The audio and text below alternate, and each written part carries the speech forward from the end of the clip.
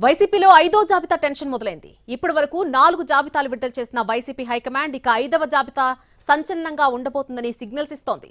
ఇప్పటి వరకు 4 విడతలుగా 68 నియోజకవర్గాల్లో మార్పులు చేసింది. మొత్తం 4 జాబితాల్లో 58 శాసనసభ, 10 లోక్సభ స్థానాలకు పార్టీ సమన్వయకర్తలను ప్రకటించింది. 5వ జాబితాపై వడబోత సాగుతోంది. ఇంకా పలు నియోజకవర్గాల్లో మార్పులకు సంబంధించి స్పష్టత రావాల్సి ఉంది.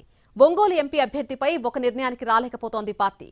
సిట్టింగ్ ఎంపీగా మాగుంటకు టికెట్ ఇచ్చేది లేదని ముఖ్యమంత్రి జగన్ స్పష్టం చేసినట్టుగా తెలుస్తోంది. విజయనగరం ఎంపీగా మజ్జి శ్రీనివాస్ పేరు పరిశీలించిన సిట్టింగ్ ఎంపీ బెల్లాన చంద్రశేఖర్నే కొనసాగించాలని నిర్ణయానికి వచ్చినట్టుగా తెలుస్తోంది. ఇక రాజమండ్రి నుంచి డైరెక్టర్ వివి వినాయక్, అనుసూరి పద్మలత, కాకినాడ నుంచి చలమలశెట్టి సునీల్ పేర్లు వినిపిస్తున్నాయి. అమలాపురం, అనకాపల్లి, నరసాపురం, గుంటూరు, నంద్యాల వంటి చోట్ల స్పష్టత రావాల్సి ఉంది. నర్సరావుపేట ఎంపీగా ఎవరిని బరిలో పెట్టాలనే అంశంపై పార్టీ తర్జన పడుతోంది. అలాగే గిద్దలూరు, మార్కాపురం, చోడవరం, బద్వేలు వంటి పలు అసెంబ్లీ నియోజకవర్గాల్లో మార్పులు జరిగే అవకాశం ఉందని పార్టీ వర్గాల సమాచారం. దీంతో 5వ జాబితాలో ఎవరికి మూడిందో, ఎవరి జాతకాలు తారుమారవుతాయో అన్న సస్పెన్స్ కొనసాగుతోంది.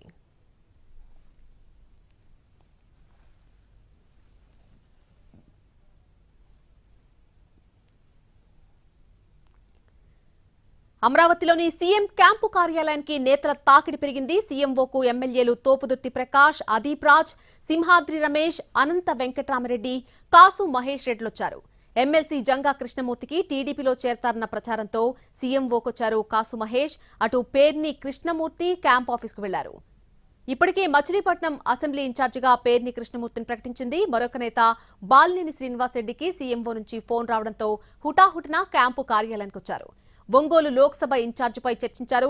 ఎంపీగా మాగుంటకే మరోసారి అవకాశం ఇవ్వాలని బాలినేని కోరుతుండగా మాగుంటకు అవకాశం లేదని హైకమాండ్ తేల్చినట్టు సమాచారం. ప్రత్యామ్నాయ అభ్యర్థిపై కసరత్తు కొనసాగుతోంది.